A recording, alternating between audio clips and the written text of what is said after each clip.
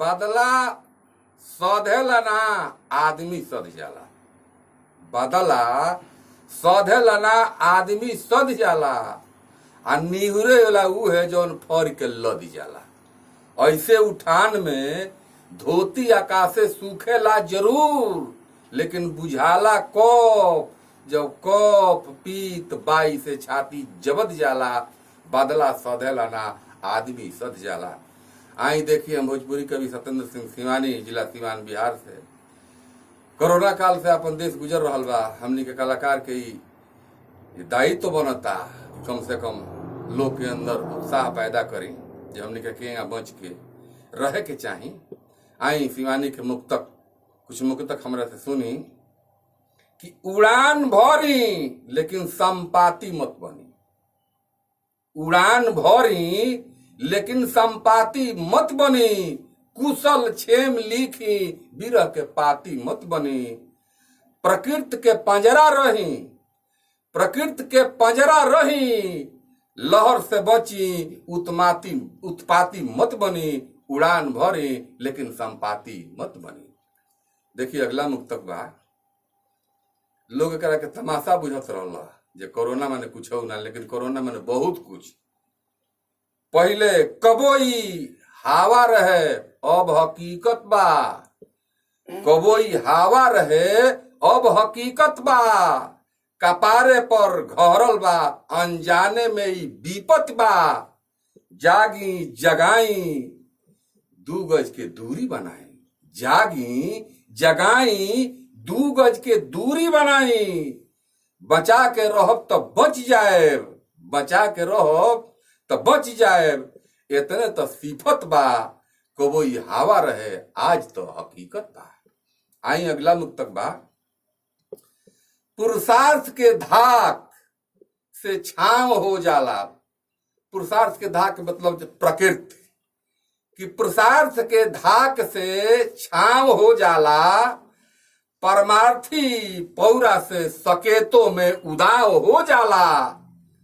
घवाहिल के घाव पर जे, घवाहिल के घाव पर जे मलहम लगावेला, उहे उत्तम पुरुष ह वही के नाव हो जाला। देखिए अगला मुक्तक बा कि पहले अपन जान बचावे के बा, ओकरा बाद और कुछ बा। हम रहब तब दुनिया बा। आई देखी अगला मुक्तक। तजवीज कली पहले जेब बा की जान बा। तजवीज कली पहले जेब बा की जान बा। मत ललाई पहले आगे भेज की नन भेज बा। तजवीज कली पहले जान बा की जेब बा। मत ललाई पहले आगे भेज की नन भेज बा। जान जोखिम से बची तो जेब तो भरबे करी। जान जोखिम से बची तो जेब तो भरबे करी। बची जब जान तबे नु महावर चाहे पौजेब बा। बची जब जान तबे नु महावर चाहे पौजेब बा। आई देखिए अगला मुक्तक। हमनी का लगनी है जा कोरोना से बढ़न अपना के बूझ। आज भी सरकार जौन कहतिया ओकरा के माने खातिर कुछ लोग तैयार एहू बरे नहीं खे, लेकिन ये अच्छा नहीं खे। हमार निहोरा बा। अगला मुक्तक देखी।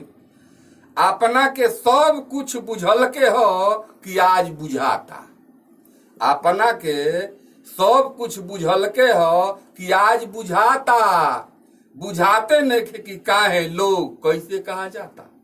बुझाते नहीं खे, बुझाते नहीं खे कि काहे लोग कैसे कहा जाता। मुक्ति धाम के राह खर्चा अर्थी के कंधा आराम नाम सत्य है। मुक्ति धाम के राह खर्चा अर्थी के कंधा आराम नाम सत्य है के बटसारी। कोरोना का आगे इहो कहाँ खो जाता। दैव से हीली मिली लोटाई लपटाई। दैव माने प्रकृति। दैव से हीली मिली लोटाई लपटाई। हमरा तो कोरोना के असली दवाई यह बुझाता। हमरा तो कोरोना के असली दवाई यह बुझाता। आई देखिए अगला मुक्तक। अबो से चेती कोरोना योद्धा लोग, हमार सरकार, सारा लोग चिल्ला रहा बा। कहना मानी, बात मानी, अपन रक्षा करी, राष्ट्र के रक्षा करी। अबो से चेती, चीत मत होई। अबो से चेती, चीत मत होई। हिम्मत राखी, बालू के भीत मत होई। अबो से चेती, चीत मत होई। हिम्मत राखी, बालू के भीत मत होई। हंसी, खिलखिलाई, मुस्कुराई, कुछ गुनगुनाई।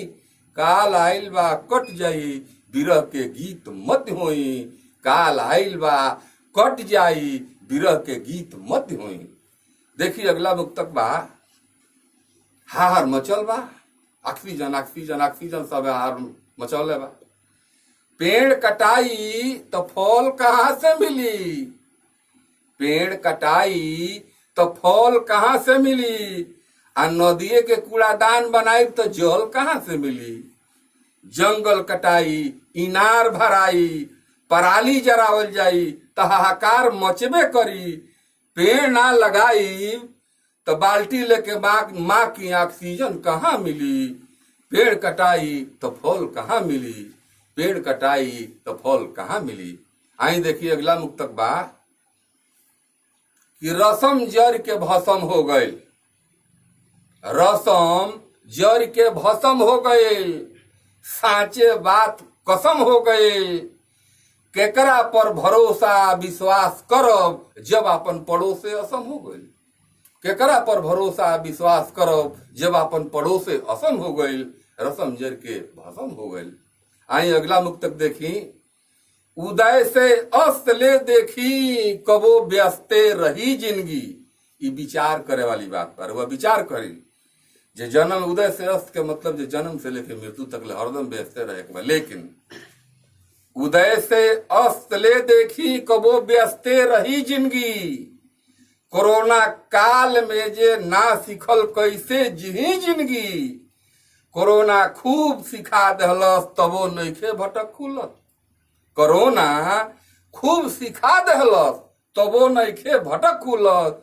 तबेनु छान पगहा के बिना छानल बावे जिंदगी। तबेनु छान पगहा के बिना छानल बावे जिंदगी। उदय से अस्त ले देखी, कबो व्यस्ते रही जिंदगी। आई अगला मुक्तक देखी, मृत्यु खूब हो रहा बा। विचार करी जे केहू केहू के विषय में सोचे वाला नहीं खे। फलाना मर गया तो मर गया, ठीक बा, इतने बा। देखिए अगला मुक्तक में, ना शोक सभा ना श्रद्धांजलि। ना शोक सभा ना श्रद्धांजलि, ना श्रद्धा सुमन ना कहीं पुष्पांजलि। कहीं कुछ नहीं खे, मर गए तो मर गए। ना शोक सभा ना श्रद्धांजलि, ना श्रद्धा सुमन ना पुष्पांजलि। ना केहू के मरला के मन में मलाल, ना केहू के मरला के मन में मलाल।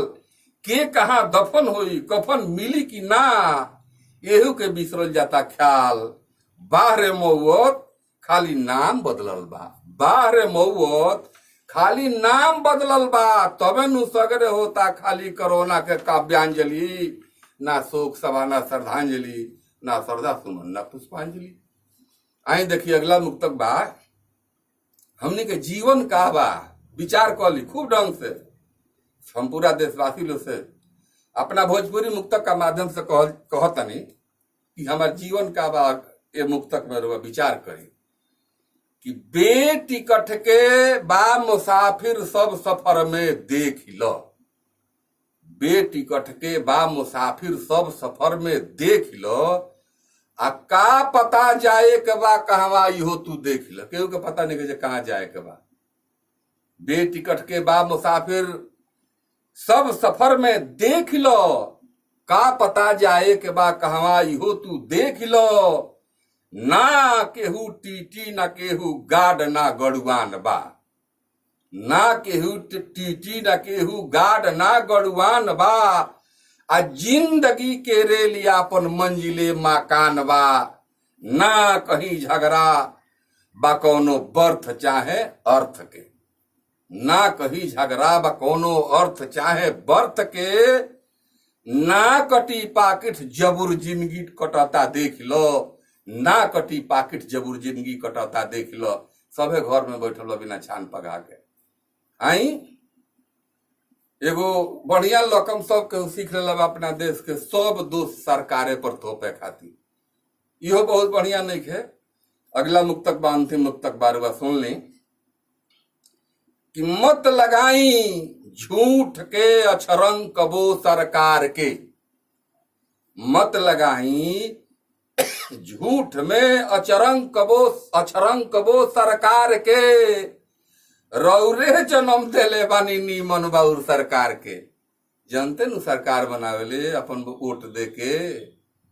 मत लगाई झूठ में अछरंग कबो सरकार के, रौरे जन्म देले बानी नीमन बाउर सरकार के, खोज बा हरदम खजाना के कबो खैरात में।